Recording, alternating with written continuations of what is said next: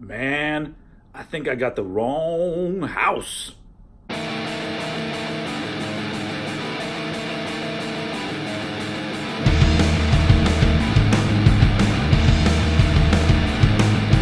Hey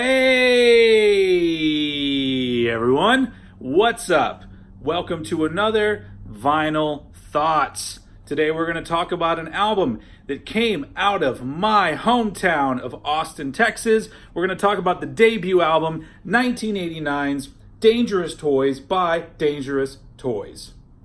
This album was released on Columbia Records in 1989, and it was a big deal for a young buck like me. At that time, I was 11 years old, and I remember either that year or the year after seeing Dangerous Toys on Headbangers Ball.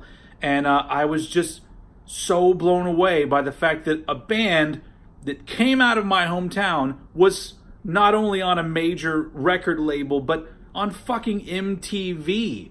I mean, at that point, to me, like, rock and roll bands, they all came out of New York or California or fucking England. I knew there was music in my hometown, but not fucking good music. So then there you had it. I was watching the television and I was totally inspired, and I was like, hey, maybe one day I could be a rock star too. Consequently, that didn't happen, and here we are. But let's not dwell on my failures. Let's talk about the success of this fucking album. It is such a fun album to listen to. It's a 80s hard rock album with a little bit of a southern twist to it. It's got a bit of that southern boogie, like that ZZ Top kind of shit, sprinkled in with the 80s hard rock music. And I think sometimes they might get unfairly lumped in with your hair metal bands from back then. I think they were way more of a Guns N' Roses than they were a Poison. And not only that, they added a little bit of that Texas flair to their look. They had, cowboy boots, and Jason McMasters, even in the video for the song Scared, wore a fucking pair of tight leather Texas flag pants where the fucking star was right over the crotch. I mean, how much fucking cooler can you get than that? I don't know. You tell me. But anyway, this album was produced by Max Norman, who did a shitload of albums in the 80s that were all very successful. And this album was moderately successful. They ended up doing another album on Columbia after this. But I think this is kind of as good as Dangerous Toys got, because it's the most sort of like excited. It sounds like a band that's excited.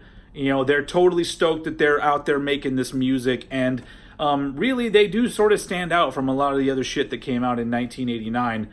But I mean, that might just be me being a little bit biased, because they are, like I said, from my hometown.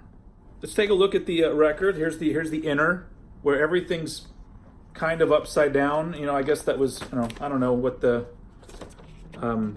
point of that was, but whatever. Artistic license. So anyway, basic little Columbia label. I don't know, for some reason I totally dig these old school, just basic record label labels. I don't know why. I think it's because it seems like it's a thing of the past. Like I'm holding a bit of history in my hand or whatever. But yeah, so the record is, just your basic release from 1989. But yeah, fucking great album if you're into that 80s hard rock kind of thing. Interesting side note, lead vocalist Jason McMasters, while he also occasionally still does shows with Dangerous Toys and with another of his bands, Broken Teeth, and a lot of other shit, he also has a Metallica cover band called Kill 'Em All, and that's Kill 'Em All. And I saw them one time, and they literally just covered Kill 'Em All from beginning to end, and then they encored with Creeping Death. And they were really fucking good. It was almost like I got to see Metallica playing in a little club back in 1983. It was super fun. I know a recommendation of a cover band seems kind of weird, but they were really good. That was very surprising. Anyway, Dangerous Toys, sparking a little boy's musical dreams in 1989 with this album. And yeah, if you haven't heard it, it's all on your streaming services and whatnot. So go give it a listen if you're into that kind of thing. Or leave me some comments. Let me know what you think. Anyway, thank you for watching, and I will see you guys again very soon.